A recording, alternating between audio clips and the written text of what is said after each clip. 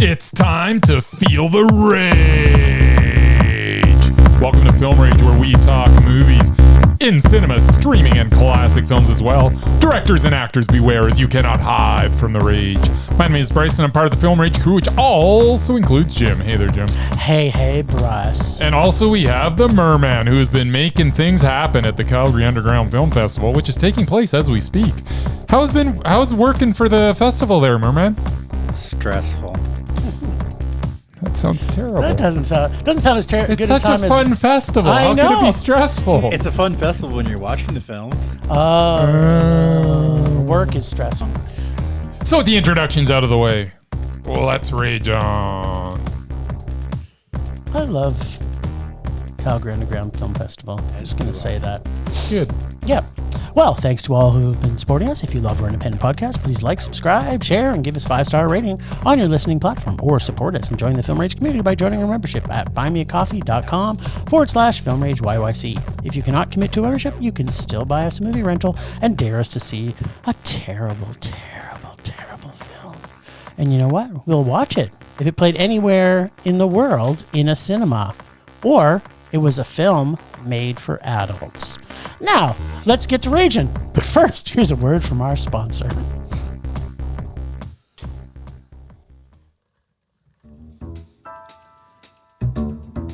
Hey Bryce, what are you doing tonight? I'm going to my favorite cinema, Canyon Meadows Cinema, to see the best second-run movies at the best price. What? How inexpensive are they? Regular price is $5. Regular price is $5. Makes me hope they also serve pizza. They do, plus a lot of other great food choices. Plus, I'm planning my office Christmas party there. They can host a plethora of options for any get-together. Gaming, movie, drag show. Drag show? Now I know where I'm planning my next party. Hey, maybe you think there's a Liam Neeson or a superhero movie planned? I hope not. But maybe there'll be a great independent documentary. Sure.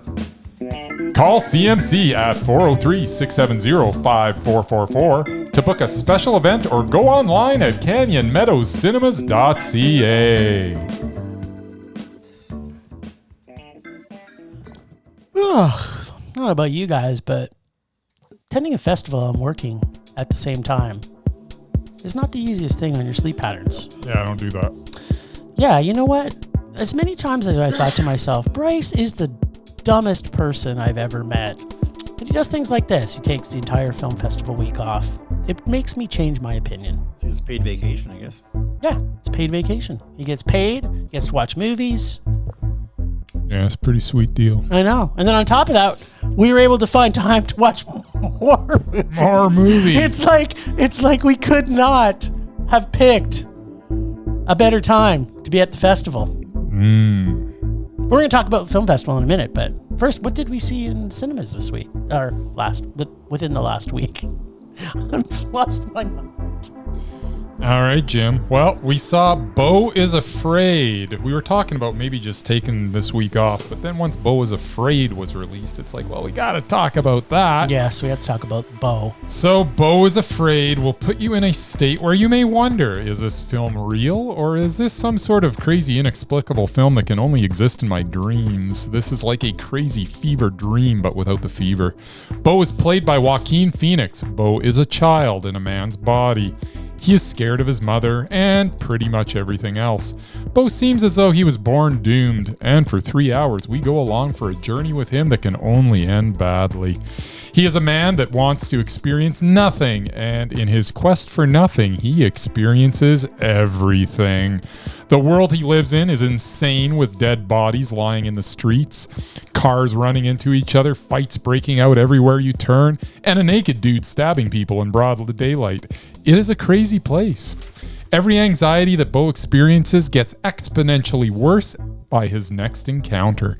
And then halfway through the film, we get an extended animation sequence that free flows across the screen with an avalanche of colorful sequences that will suck you in even further. As at this point, you're quite aware that anything you think that may happen is definitely not gonna happen. The music in this is also intense and adds to the anxiety. This is a lot of film. The ending sneaks up on you, even though it's 3 hours from the opening scene. It is a definitive end, and when the credits finally roll, you'll find yourself asking, what the heck did I just watch? Well, I'm here to tell you, you just watched an original masterpiece that has me beyond excited for what Ari Aster comes up with next. I will guarantee you will never experience anything like Beau is Afraid again. This is a one-of-a-kind movie from a one-of-a-kind director that could have only been done justice by a one-of-a-kind actor in Joaquin Phoenix. I am afraid that Beau is Mondo. I don't know if that's why you should be afraid of it being Mondo, but Wow. you are less than afraid. It's just wow.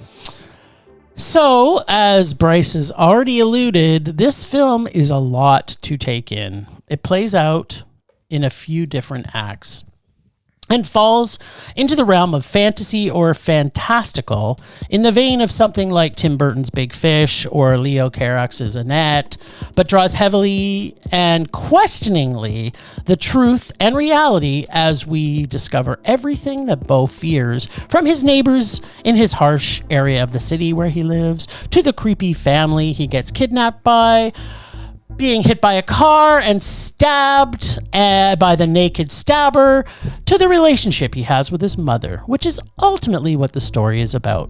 Not since stories such as Sybil or Mummy Dearest have we met a mother with a level of true evil that rivals another great villain that this film takes the pages of, that of the Wicked Witch of the West from The Wizard of Oz. Although this film is 3 hours long, it keeps you always guessing, as Bryce has already alluded to, and wondering where this journey will take you. And gives you incredible characters all the way along. Yes. I know Ari Aster is most known for his modern spin on horror. With this release, he has found a way to intertwine horror with fantasy adventure, expanding further than his already visual style has given us before. Joaquin Phoenix and Patti LuPone were at the top of their games as mother and son, and although Beau battles with his past and his mother and how much of megalomaniac she is, you never really find out much about his father, other than in his mother's eyes, he was a giant dick. And as we find out near the end, perhaps to Beau, he was also a giant dick. This is a journey I've heard others perhaps say they enjoyed this film, but would probably never see it again. For me, I could see watching this with my mother again and again, hopefully soon, to show her exactly what my vision of her is and how it's affected my life going from where I came from. I believe Whoa! even on a second viewing, this film will still be Mondo. And in my mind, this is so far, in my opinion, Ari Aster's best film by far. And we got, I think, some unpacking to do. Like this film, it's really hard to describe it. Like, you can try to sort of give references. Like, I tried to pull from the influences that I think that might have shone through this, but it's definitely an original piece. It's and the acts absolutely original. are so defined. Like, it's almost like there's like a switch, and they could have, because you know how you'll watch films and they'll be like, this is act one, or this is this story. It doesn't do that, but could easily have done that. And I could totally seeing this being done in a stage play. Yeah. But I mean, the visuals in this are incredible. Like, when you see Midsommar and you see how he grasps... Ari Aster has a way. A way of, like, I mean, I'm not a huge fan of all of his work, but what I do say is I know you are, but what I say about him is that he has the ability to create a tone and feeling with visuals that is not mastered by very many directors. The directors that I tried to attribute in this list, like, Tim Burton has a visual look. Wes Anderson has a visual look. Mm-hmm. Ari Aster has a physical look that you can see his film and say, this is him. Yeah. Right? No, absolutely. And a lot of, I think you alluded to, you were talking to one guy, he said, I'm glad that I watched this, but I'll never watch it again. Yeah. That's something that, I can't imagine not watching this again. Yeah. I think this is something I'm going to revisit every 5 to 10 years. It might be a yearly thing for me. Just because I honestly believe every time I watch this, I'll probably either notice something I didn't notice before, or I'll get something out of it that I didn't get before. And I think it's the type of thing that I could rewatch and have a slightly different experience every time I do it. Yeah, you know what? It depends on whose perspective that you look at this from, right? Like, I mean, we're taking this journey with Beau as he's going through it, and so you're instantly on that visual, but the kind of the summation near the very end of the film by the accountant / lawyer / is from the mom's perspective, right? And so, you know, I think every time you watch this film to try and look at it from a different, there's so much going on. Like the first 20 minutes. The first thing I said to you, what I saw is like, it's a lot of movie, and it really is. It is not just the time. I mean, it's 3 hours. But it didn't feel like 3 hours. No, it didn't feel like 3 hours at all. It's just a lot of movie, and it's all so good. The 20 minutes at the beginning, I think it's 20 minutes, because I had no concept of time as I was watching it. Yeah. Because it's like you're so into this story. But the whole scene where he's in his house, in his condo, there is so much going on. And every single thing is fucking hilarious. Like, there's this guy who's like tattooed up to the nines. Like, his face is tattooed, Murray. His whole body is tattooed, and he's practically naked. And it's like there's this scene, it's kind of like, you know, something's going to happen. You see like Joaquin Phoenix just bailing as fast as he can to get to him, and this guy beelines him, and he just comes right after him. It's like, it's that whole thought of like, he really puts into the people watching this how they would feel if they were living in a neighborhood that was not the safest neighborhood to live in. That's right? An understatement. Like, it is an understatement, but it really does. Like this is where, to your point, what is actually real and what is actually not happening. Just at some point, you don't care. No, it's just take me through this journey. Exactly. Yeah, I might watch this again next weekend. Well, there you go. I'm gonna wait a while just to because I'm still gonna be thinking about this probably for the next 6 or 7 months. So yeah. I'll wait till it fades a little bit, and then I'll watch it again. I'll buy it on Blu-ray 4K, and we'll bring Murray over to watch it. There you go. No. Okay. All right. Well, a movie that we know Murray did see was a movie in the Evil Dead universe-ish. Right? Evil Dead Rise. Sure. Or is it Evil Dead Rise? No. Or is it Evil Dead Rise? It's just Evil Dead Rise. Evil Dead Rise. Yeah. Evil Dead Rise? It's like I think it's playing on the fact that it's in a high-rise building. Oh, yeah. Which seems kind of dumb. Maybe. I don't know. Maybe. Is that what it is? Like otherwise, or are they rising from the dead? Maybe. Well, no, but then it would be Evil Dead. Then it would be Evil Dead Rising. But I guess you could play it both ways. That's right. It's Rise, High Rise, and Evil Dead Rise. There's so much Rise. It's like they could have had bread making in this and showed the bread rise, and there would have been so much Rise. Yeah. Right, Mer? Sure. So, another demon movie. Seems like demons are back in fashion. Sure Why, only last week, I think we were demoning it up with our scooter-riding Russell Crowe. Yes. The Italian stallion, as I now like to call him. But it's part of the Evil Dead universe. So far, they haven't been bad, right? They've all been, at the very least, watchable. Yeah. And most of them have been good. Most of them have been great, let's face it. Okay, I'll go with that. Yeah. I mean, when you're looking at the numbers. Raimi. Great. Reboot is still okay. It's still, it's demon. And now this one. Yeah. Okay. I ask, why? Why do they make these reboots or sequels? Or whatever this is. Yes. Because the world of creativity has ended. Just like the end of the world would be like we're thinking from Evil Dead Rise. Well, but no, the answer to this is because we just also have spent about a week watching amazing films in a film festival where we saw all kinds of amazing original material. Really so you can't tell me that there's not original material that's being written. Yes. But enough of the awesome. Let's get back to the evil. Evil Dead, that is. It had all the stuff from the Evil Dead universe that we like patented Sam Raimi shots, and of course, the crackling, wall climbing, creeping and scurrying, all of which are what we have come to love and expect from an Evil Dead franchise film. But what I didn't expect was the level of gore and sadism that would be inflicted on one family and their friends. The gore was outstanding and traumatic that the CLFs are put through, and it's really quite traumatizing to these CLFs. It's not very often you get to see a movie that shows this much terror inflicted on children, which is exactly where terror belongs, in the hearts and minds of children. Yes, there are things that are not great, like after the intro when we get the character intros, which I kind of felt I was a little bit bored after watching for a bit. Plus, no kids get along with their siblings and parents like this family did. It was like, oh yeah, these kids are so close and they're the best of friends. When things go wrong, it's like, no, kids are fighting all the time, and they never showed that once. Yeah, it was almost sickeningly so that they were so liking each other so much. It was kind of like whatever. But the CGI was like most horror CGI. It was bad. And then the ending and a few things that happened along the way were downright stupid, like having a wood chipper in a below ground parking lot, and the science of how the said wood chipper got turned on and off. But the horror was fun. The CLFs were tortured, which is always great. So I didn't need this movie to be made, but I was glad I saw it because I liked it. It was good, even with some of the dumbness.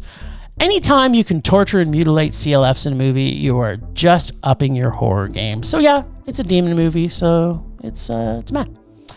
And if you're going to have another film in the Evil Dead universe, I'm just saying you should probably put in Ash.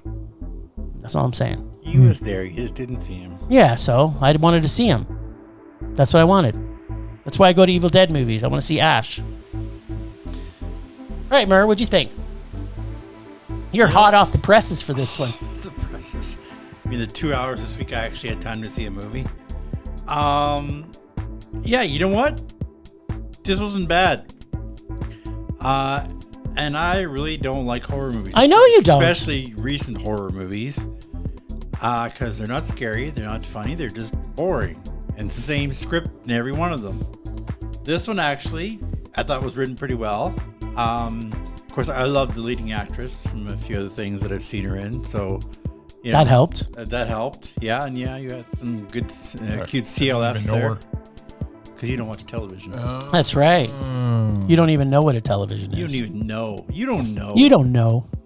Come on, Bryce. Yeah, the gore was like up to like the 10th level. There's some pretty good CGI gore for sure. And yeah, going through the whole movie, like I thought a lot of the shots were very creative. Like Sam Raimi is used to it. You know, he didn't direct it, but I mean, he was. Yeah, they kind of copied some of his style for sure. Heavily influenced. Yeah, he produced it, so obviously. Yeah, well, and he handpicked the director, so exactly. And yeah, the fact that it centered on this family, and I'm like. And each one in turn, basically, until it got to like the smallest one. I'm like, oh, is she gonna get? Is she gonna turn too? Is she gonna get killed too? Okay, I have a question for you then. Yeah. Were you kind of sitting back, going like, "Oh my God, I don't want her to turn. Please don't turn." Well, they couldn't, because it's Hollywood. They couldn't have a movie. Like she was the youngest CLF. She was like what, 7 or 8. I mean, that would have. Everyone should have turned. Have you seen Children of the Corn? They're all evil. I haven't. But that was in the 80s. Yeah. This movie going all the way through. I'm like, I started to fall asleep there until the action really happened because I'm just tired. But Fair enough. but We've been there. But it actually woke me up because there was some interesting stuff that I liked they were doing. And all the way through, it was, it was like, yeah, it's a horror movie. It's a meh. I mean, I didn't hate it. And then right near the end, it almost got to a monster. What? Huh? Whoa, What? almost. Was it the wood chipper or the monster blob? Well, first you got Neither of those. the shotgun. Yeah. Then you got the chainsaw. Yeah. Then you got the come get some. Yeah. So yeah, like basically the little tips of the hat. yeah. Yep. Basically, it was the new Ash, and it was ladies who kick ass and punch dicks. That is true. So yeah, I mean, book ended though. I didn't give two craps about the first 5 minutes, and I did all the way. I'm like, what the hell does that have to do with the story? It had nothing to do with the story. And then it Then comes right at the end. I'm like, okay. It I delivers. guess that's the tie-in, but I didn't need that. I would agree. At which point you go, I honestly didn't. Like, you already saw how it turned out at the start of the film. That's right. So I've already forgotten about the They could have beginning just and the started end, at the building with the kid digging up the Book of the Dead. Like, you didn't have to intro some other idiots you didn't care about. Like, But now, it's back in the woods where it belongs, Murray. I guess so. I don't know, but that was the only part I didn't like. But no, I mean, it wasn't a Mondo because I don't like horror movies. But actually, it was a very enjoyable meh. Good. I didn't Nice. mind it. I also found it enjoyable, man. Yeah, I didn't see the last one, but yeah, the original Evil Dead's legend. Like, Yeah. that's these are my favorite horror movies. Trifecta of Mondo. Now, Bryce, what did you think about Evil Dead Rise. Is the fifth go-round for this franchise, and it is quite good for the most part. It has all the things you've come to expect from Evil Dead. Eyes and hands are abused by sharp objects, bugs and vomit and dismembering and decapitations and stabs and head skewers and broken bones and all sorts of other carnage. And do not forget the buckets of blood. There was so much blood. The story's as good as it needs to be, as it's not the story that most people are going to this for. Although perhaps there was too much story, as the pregnancy of one of the characters seemed pointless to me. The actors are all lesser known, of the lesser known variety, but they all perform admirably. This seems to be a mix of practical and CGI, and for the most part it looked pretty good, although one of the problems I have with this was one particular scene in the bathroom. Oh, I can't wait. Where a stunt person could have easily fallen into a bathtub full of water, but they CGI'd the bleepity blank out of that scene, complete with CGI water that just looks stupid. They should have got, what's his name? The water guy to do the CGI. I don't understand why and then Avatar dude. It's just like, just have someone fall into a bathtub. I don't understand why you got to CGI that. Like, it's like, you're sitting there and you've got some practical stuff going on in this film, and all of a sudden you CGI that? What is wrong with you people? Also, why is there a wood chipper in the parking garage? I definitely had some more problems with this film, but they were in between a lot of good. The ample gore, the creepiness, and the overall atmosphere of the project makes up for its shortcomings. Evil Dead Rise was meh. Oh, you know what that means. But it was enjoyable, man. Yeah. Right? Yeah. No, I can't. I liked it. Yeah, it was. It's a likable movie. Yeah. Like, we don't say that all three of us specifically around demon films in general. Horror films in general. Usually, I think the last demon film, Or any one of film us in hated general. it. The last demon film, one of us hated it.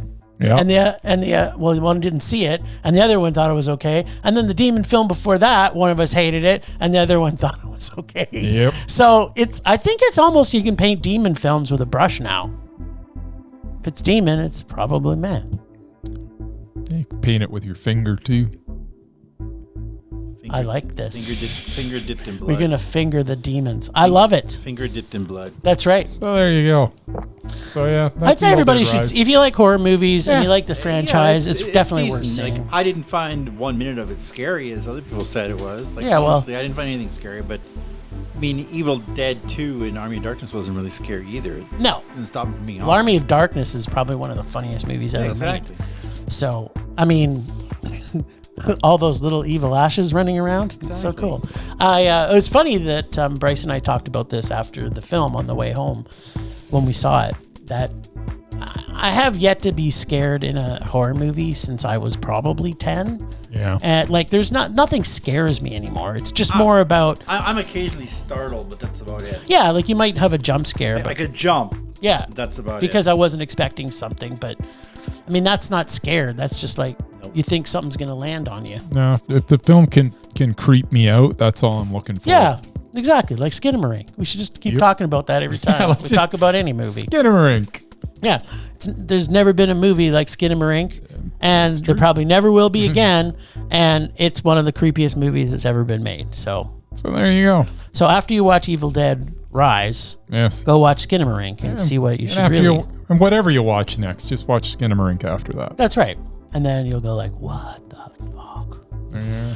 All right, but that's not even the most exciting thing that's happened to us since the last we talked to our homies, homettes. What's the most exciting thing? We went to the Calgary Underground Film Festival. Hey, buddy, we're not done talking about this week's movies. Oh, right, you were going to talk about something bold. Yeah, I was, because it's a major release, and I thought that that's what we do around here. Well, I go to the film festival and fall asleep like Murray does. Yep. What did you do? I also went to Chevalier. Nice. As I knew you would. Yeah. Chevalier is the story of Joseph Boulogne, who was appointed Chevalier de Saint-Georges by Marie Antoinette, according to this film. I repeat, according to this Did you do some The research? cake lady. Good old I mean, cakester. it's not necessarily untrue, but it's not exactly like she just said this, she appointed him just because she wanted. The guy actually earned it. Yeah. His story was all but eliminated from history, which seemed to give the writers free rein when it came to certain aspects of the tale. So much time has passed since the late 1700s, which is where this tale takes place, so it's easier to give some embellishments a pass. However, the ridiculous violin off between Chevalier and Mozart at the opening of the film was perhaps stretching artistic license a little too far. Wait a sec. Can I just ask a question? Yes. Mr. Cotta. So Mozart was playing a violin instead of playing the piano? Yes. Oh, who knew? He could play the violin. I'm sure he probably could, but I'm sure. But Most people know him for his piano playing.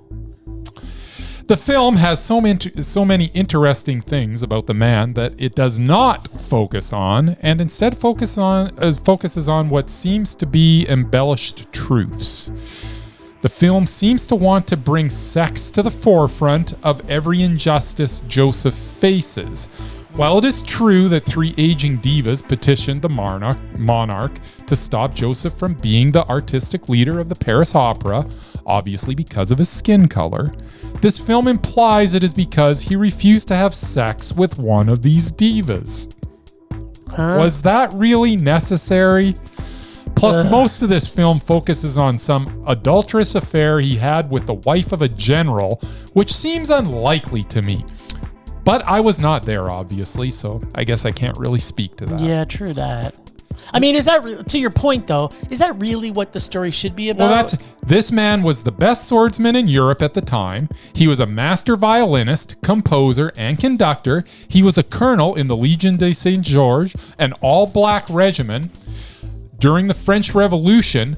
What I'm trying to say is there was no need to embellish this guy's life. This guy did a lot of living.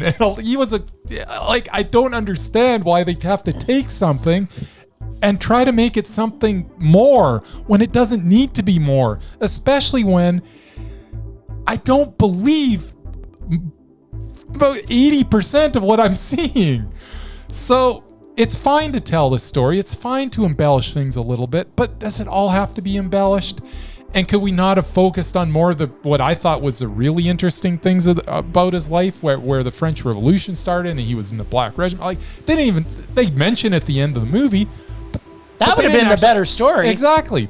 So, however, Calvin Harrison Jr. was quite good as Chevalier, and the music was great throughout. Was it bold? It was bold. And even though I wish they could have reined back their desire to embellish every aspect of the story, it was still a reasonably entertaining bit of fiction. I just sort of wished it was based on a little more substance and a little less flash, but it was still meh. I did enjoy it, but there's obvious stuff that just bug you. Like sitting there watching a violin off between Mozart, and the way it was set up where he just walks up and gets on stage unannounced, like this is ever going to happen in any time. Yeah, no. It's like, whatever. But this goes to the situation that we're in right now. Like the filmmakers and all the trailers and introductions to this film have told, and rightly so, there's a lot of black history that has been washed under the rug because they were slaves or they were forced into certain scenarios that wasn't right for them. And now we're finally getting to see some of these stories. I'm so disappointed that they want to Hollywoodize this to shit, right? Like, why don't they just tell the real story? It's an interesting story. It sounds it's super interesting story, but it didn't need the adultery and the sexing things up. And it's like, I mean, yeah, he's a good-looking dude. So you assume he's going to have sex with somebody. But do we really need that? I agree. Yeah, especially if, like, I'm no historian. I've read a little bit about this, and I don't remember ever reading anything about him having an affair with a general, and it's like or a general's wife. I mean, that's what I'm. They might have had I'm one. all confused. Maybe he's a little from column A. Having an affair with a general's wife. Open-minded there in Paris. You never know. Yeah, Paris. It was true. the 1700s. It was a little wild. It was a little. There's a lot of cake eating happening. Oh, they ate a lot of cake. Yeah. At any rate, I still liked it. There's a lot of good music. His performance was fantastic. I just thought it was a little much, but it was meh. All right. Well, you know what? I probably will never see it, but if the documentary comes out, I will line up on a Friday evening to a sold-out showing, hopefully, to watch it. All right.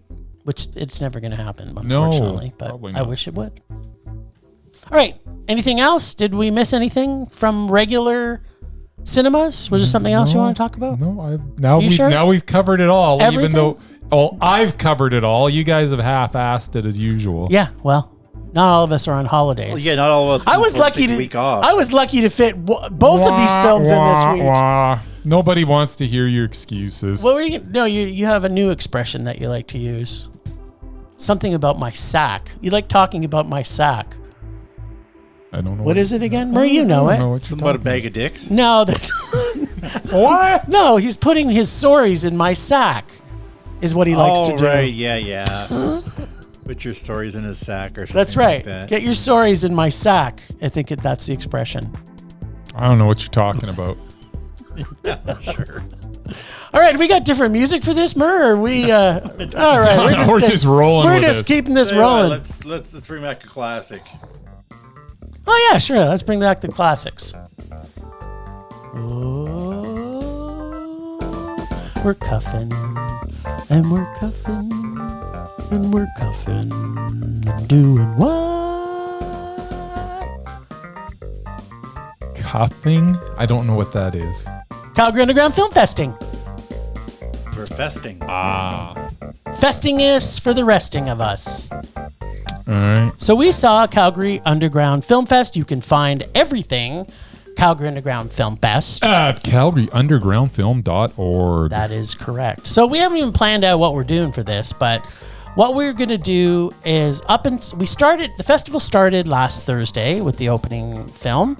Does that seem about right, Mur? Was it last Thursday? Just last Thursday? Oh, no. It strikes a vague memory, but yeah, it seems like it's been 2 weeks, but yeah, I think it was Thursday. It's clouding over for him now. Because you'd be the expert. You Well, absolutely. Wednesday was Canadian Film Day, which you guys didn't go to. But no. Because we've already seen that. The official movie start a couple was times. Thursday. Doesn't matter. Nice. I go to movies more than once. That's true. Yeah. Yeah. Anyway, yes, Thursday was the opening.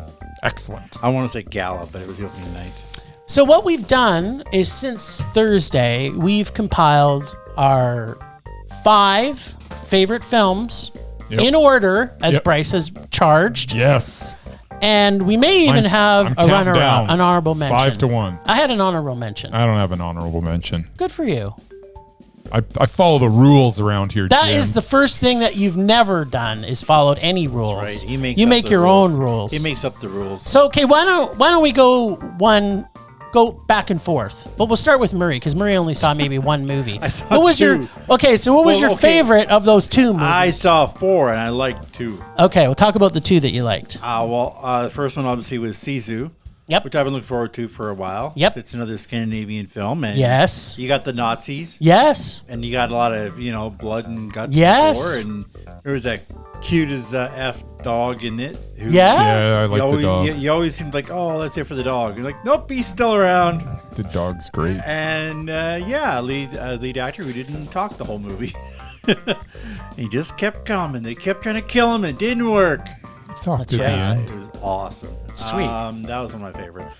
All right. And it's coming to theaters in like a week or so. Yeah. I think this Friday it's out. I suggest you guys check it out.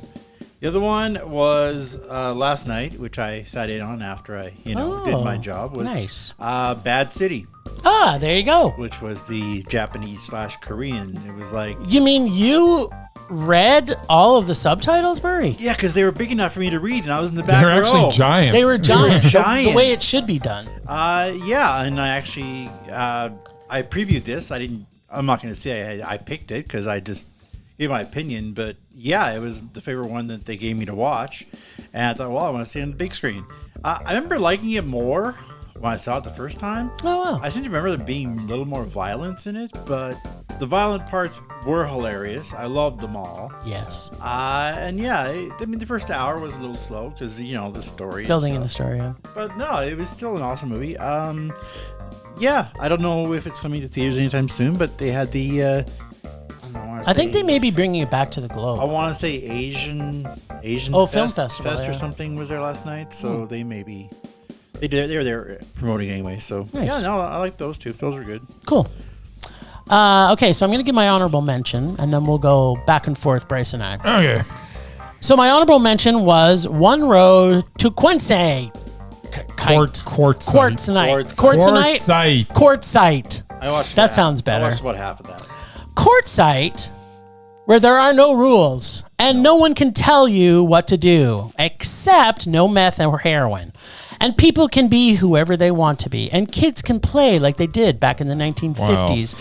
And the profession of blues-singing naked booksellers are a respected profession. If you have ever seen the film True Stories, then you have an idea what Quartzite is like. And I loved it. I would never want to live there, but I sure loved being a voyeur visiting this town. And it's still Mondo. So this is the what you say about your honorable mention? Yeah. You just went on for like 6 minutes? No. I thought we were like doing the film, saying like one thing and moving on. Oh, it's like so apparently it's like you're a going to talk sentence. for about 6 hours and I'm going to talk for about 5 seconds because I got It's like like two one sentences. That was just two long sentences. That is two run-on sentences. Well, you can ad lib a little bit. Okay, what's your number 5? My number 5 is One Road to Quartzsite. There you go. Quartzsite, Arizona is focused on as we meet the folks that inhabit the desert town. That's my the whole thing. That doesn't sound like a review. That's just about what the movie is. Because we weren't doing reviews. It wasn't so much reviews. the town, it was the RV park in the desert, which I don't know how I would ever live there. I mean, it's a desert. Like, And by the way, only what was it? What meth? Meth and heroin. Meth and heroin. Yeah. You could only not do it in the I one know. campsite. You could do it at other campsites, I know, but that but was the not only, in hers. But that was the her only rules that were was her made in the rule. entire movie. At any rate, one Road to Quartzsite was awesome. It's It was Mondo. completely Mondo. Yeah. I don't even have to say Mondo, but I'll say it after. Yeah, these are all They're all Mondos. Mondo. Yeah. It was all right. Cash Cow. With humor reminiscent of Bruce McCullough of Kids in the Hall, I have never laughed so hard about the Mormon Church or Domino's Pizza as I have in this movie. Is that it? I had one. Can I give a quote? Yeah, go ahead. And like a quote from the movie Sideways, that's 100% Pinot Noir single vineyard. They don't even make it anymore. Yes. But substitute Pinot Noir with the movie Cash Cow because it's 100% Mondo. There you go. This movie is so funny. It's so funny. And I learned so much about the Mormon Church, Yes, it's educational too. right? My number 4 is Mr. Organ, What? a documentary that will probably stay with you even though you may not want it to. Okay. It was out there, that's for sure. Yeah. It was super Mondo. My number 4 was also Mr. Organ.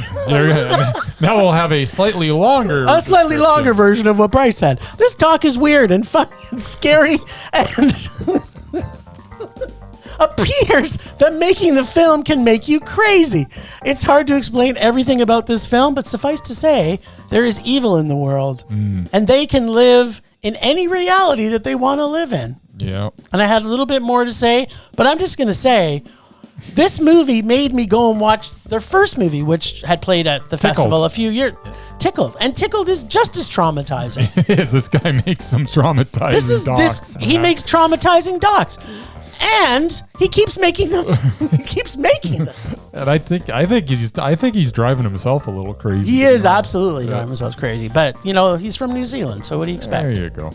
Number 3, Showing Up. What? Michelle Williams has never been better, and Kelly Reichardt continues to make excellent film. My number 3, Showing Up. Wow. Lizzie is a struggling artist, struggling with her brother, dad, mom, landlord, cat, and her bird her cat tried to eat. Yes. This is a really slow-moving character film where every single person in the film is part of the art community. Nothing really happens, but at the same time, everything does for Lizzie. Yep. And I have lots more to say about it, but people should see this movie.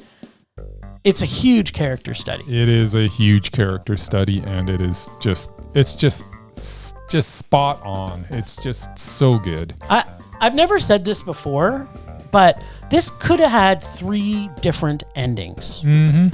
And when the first one happened, this is usually what happens, right? Because this happens with us a lot. Is that something will happen in the movie and you're like, oh, they should have ended it there. Like right there. Right just there. Fade to black. That's Roll it. the credits. Right there. Fade it. And then they continued and I'm like, oh, fuck. And then it went on and then it was another part. It was like, okay, now this is the spot. Yeah. And they didn't I was wrong before. I was wrong. This was the spot, yes. And then, sure enough, it went past that point. And you're like, okay. Then you're like, oh, now they're going to ruin the film. It's like, no, it was perfect. And then they ended it again. And I was like, okay, this is the epitome of Lord of the Ring endings, but every single point in that was perfect. Yeah. Yeah, everybody should see this movie. It's not necessarily an easy watch, though.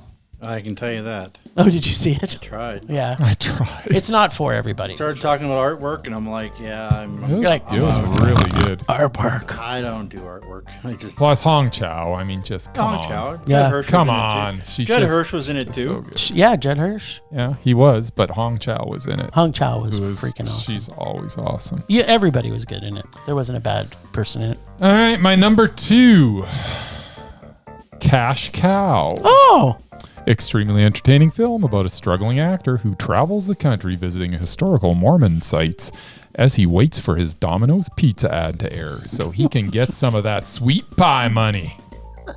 that cash cow that's coming in. Cash cow that's coming in any day now. My number 2, Yes. Sisu. Sisu. When it comes to killing Nazis, Quentin Tarantino said it best when he said, I want my scalps. But the director of Sisu, Jalmari Helander, said it pretty good by having his Nazi killer say only 2 lines in the movie and let actions speak louder than words. Just refuse to die and kill a shit ton of Nazis.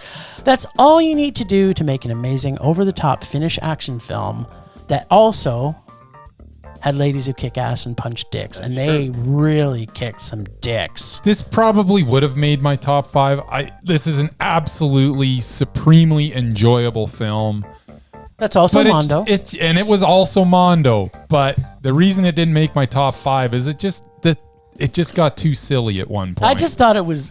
I wish it got Because a little more silly. Here's the thing. The plane crash happens. Yes, that's part of it. Here's the thing.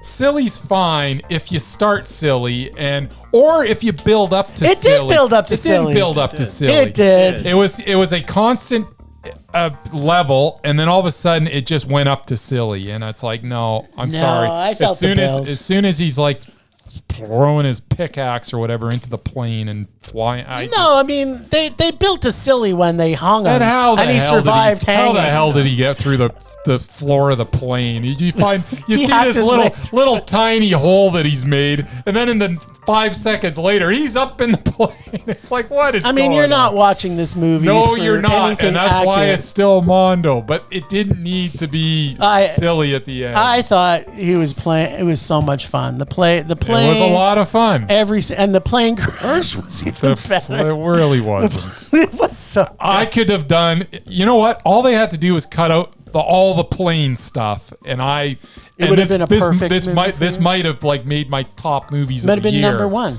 Well, it might have been number one here, but it might have made my top movies of the year if they just got rid of that plane I don't think crap, it's your number the plane one, stuff. though. And I have a feeling Yeah, no, it's my not number, my one is also your number one. Probably, because you haven't mentioned it yet. Well, it's your turn. My number one is Birth Rebirth. What? The best Frankenstein-inspired movie ever made, with powerhouse performances from Marin Ireland and Judy Reyes. Yeah, so my Supermondo. my number one is Birth Rebirth. Yes. An updated version of Mary Shelley's Frankenstein, although nothing like Frankenstein, other than reanimating a dead corpse. Although maybe it's not a retelling of Frankenstein. Maybe it's a updated vision of Stu Gordon's Reanimator. Maybe. Maybe. This film has an amazing soundtrack. Yep. And sound. Yep. Where everyone is a monster. Yep. And the story is dark and gothic and proves what I've been saying for years. And that is mothers are the true monsters. Where the amazing new feature director, Laura Moss, does brilliantly. Yes. And it looks like... It's just amazing. And it looks like her and I both have mommy issues. There you go. I'm going to say. Yeah. No, it's just the way these characters interact and the way that one starts as a certain person and by the end of it, they're a completely different person. And just the transitions that happen in this movie, and every single scene is just perfectly framed and shot, and just I loved everything about this movie. I'm glad I've now watched it twice, and I'll watch it again gladly. Yeah. Loved Birth Rebirth. And you know what was even the most exciting about this is that we got to meet Laura. Yes. And we may get to interview her. So if our listeners are listening, I'm going to completely stalk her online and see if I can convince her to come on and we can interview her. So be ready for that if it happens, everybody, because this film, it's so transformative for this type of horror. Like it really puts the whole question in your mind of, you know, what would you do for your child, right? And be that adopted vision child or whatever the case may be. So apparently you might do some pretty dark things. Pretty dark things indeed.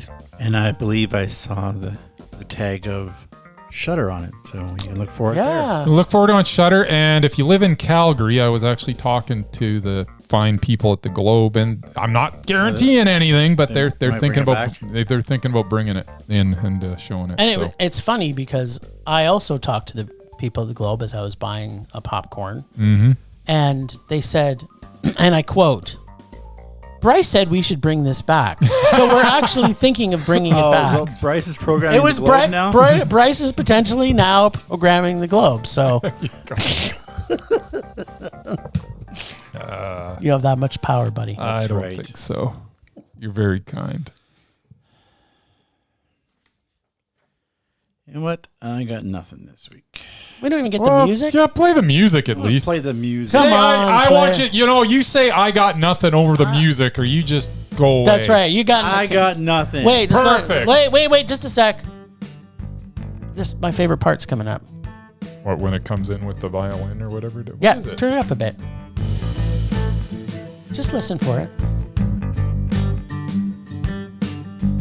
Normally Murray's talking at this point, but people don't get to hear it. Ready? There you go. Okay. It's Yeah. good. It's so groovy. All right. Temperature rising. Vision blurring. Rage taking over.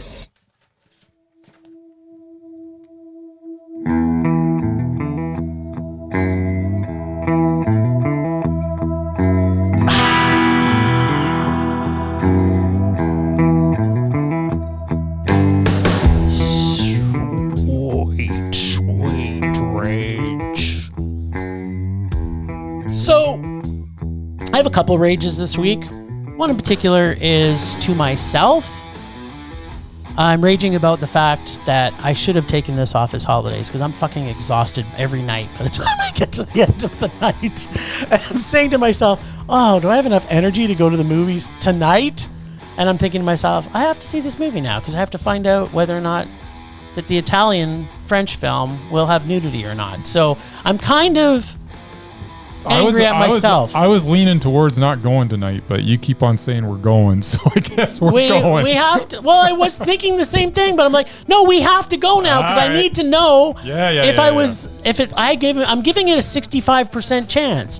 It's a French-Italian co-production shot in Italy, and if it's a French film, there's always nudity, and the Italians also like their hairy nudity, so I'm giving it a 65% chance there will be some form of nudity in this film. I'm going with 0. There's a 0% chance of nudity. Anyways, and we have the second part of the rage? No, we have built around this 65% base of what the criteria is for the level of nudity. So for next week, when we talk about our next half of the festival, we will definitely be talking about the level of nudity in this movie.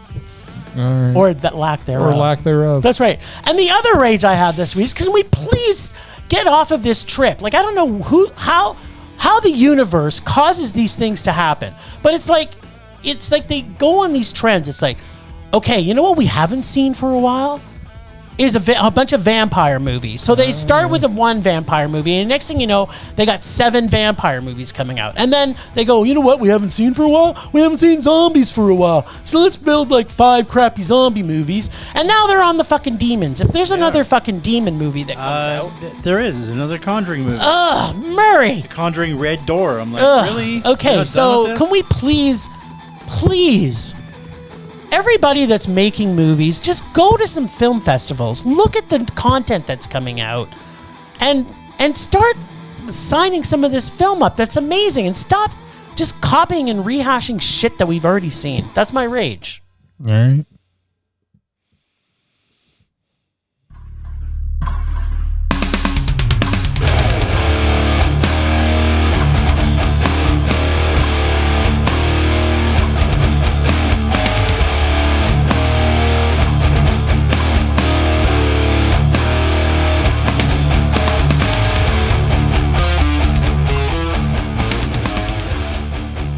All right.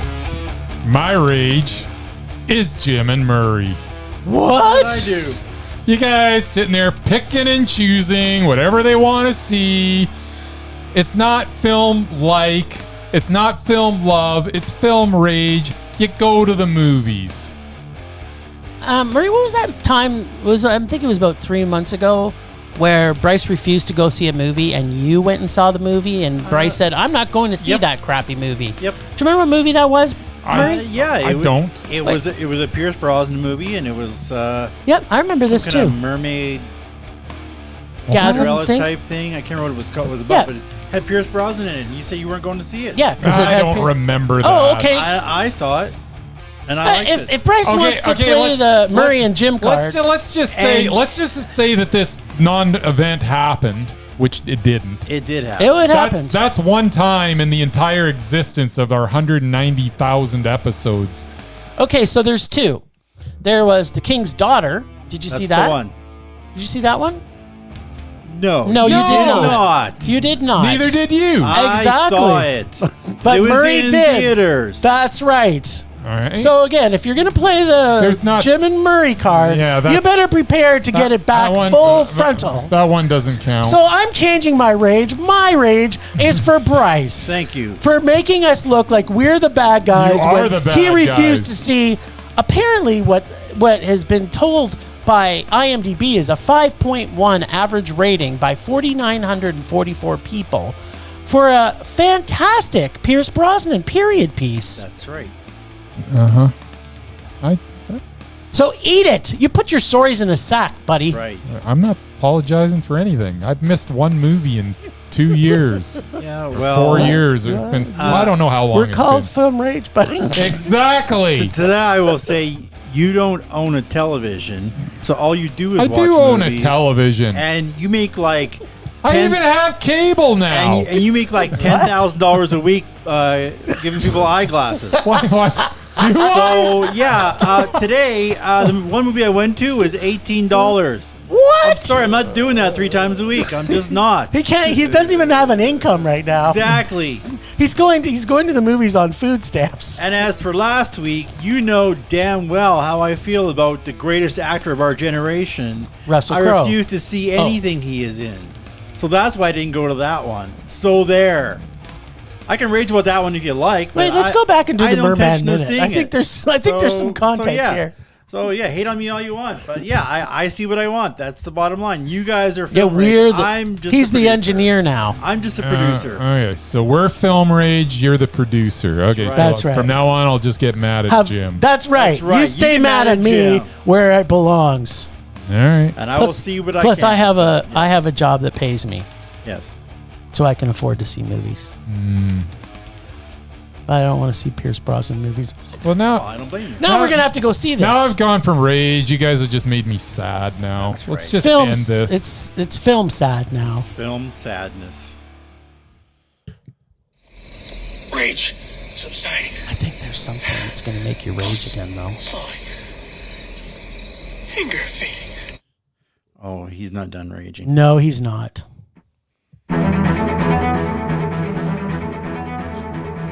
Now, we normally have a Rage or Dare segment, but we decided to hold off on that for this week because we had already too many films we were seeing. But Bryce has requested a special edition of Rage or Dare. I'm just saying, it's not a special edition of Rage or Dare. I'm not watching Inspector Gadget. I tried to watch it last week, and I fell asleep about 20 minutes in. And you know what I saw before that 20 minutes? I saw a talking freaking car tell the kiddies that are watching the movie, hey kids, don't try this at home. I'm sorry, this is not a movie for adults. This is a kids movie, which takes it off the table as agreed by all of us. I didn't want to do it. It's actually you, my friend, that made that happen. It What? was not me. So What? so What? I'm throwing this back in your face. What? I ain't watching this It's back stinking on movie. me. You know what? I'm gonna watch it. I thought it was from our audience. It was our- from our audience. It Well, doesn't there you go. matter. It's not their It fault. still got into the bag, and I Still in the bag, I and we got made to- the agreement that I we're got not to watching filter them the anymore. bag. Anyways, So so there I might you- as well choose another one. Okay, well there you go. Okay, so everybody else, I'm gonna watch the full movie and get back to you if it was a kids movie or not. Oh, it's just, And if it isn't, by the middle of it, it's changed from being a kids movie, Bryce will watch it. If somebody dies, it's not a no, kid's I'm movie. not watching right. it. It's a kids movie. I'm sure Dr. Claude dies. What at the hell end. does Mad Family's Netflix mean? I don't It know. doesn't sound like it's had a theatrical release. But I don't know what that's I don't even know what the rules are on for that anymore though. Like, does it like with all the streaming and everything that's going on? What is the rule? I think this might have had. No, it I think didn't. it's available on Netflix. I don't Hold on, think it I'm did. looking it up. I'm not seeing, but it stars Uh-huh. Charlie Sheen. It stars Charlie Sheen. Yeah. What does that have to do with the price of tea in China? What does Charlie Sheen starring in this I don't have know. to do with anything? I don't know. It looks pretty good. Like now I want to see it. It's got mild sex and nudity, mild violence and gore. So probably not a kid's movie. No, but he's just deciding whether or not because it was released in 2017. So you know what? We're going to do some research. We'll find out whether this had a playing, and then we may be talking about this one more time. This before we have another major distinctly dare. smells like straight to streaming. But it's got Charlie Sheen. He always gets to play in. Yeah, in cinemas. 1990. What? I thought Was that his drinking tiger blood phase? I think so. I don't even know what the hell. What Didn't he use a drinking tiger blood? Yeah. did he do a movie called Drinking Tiger Blood? Oh, was this something that happened in his personal life? Yes. I don't care then. You guys don't seem to understand. I could care less what happens. It has nothing to do with the movies. It's true. But he was probably drinking some tiger blood at this time. Okay, it's great. I can't tell whether or not this played. Why would I care? We're going to get back to you on this, people. It may or may not have played in cinemas, and if it hasn't, then Bryce will be picking again. I think I should just pick again now. Okay, sure. Then you'll just watch both of them if it actually did. This is going to be even a better week. This did not. Mad Do you think Families this- didn't play in do you any think theater. there's an End up Inspector- watching 10 movies. Is there an Inspector Gadget 2? There might have been. There was. Was there? Yeah, Was it a kid's movie? it was. Oh. And you know, it's who it starred instead of Matthew Broderick as Inspector Gadget. Steve Martin. French Stewart. Yes, What? I remember that now. French Yes, I do Stewart. remember that. Okay, this isn't fair. Yeah, well, of course it's fair, but what are you going to say? Because I didn't watch this, did I? I watched the sequel, so now I have to watch the first one. Yes, yeah, you do.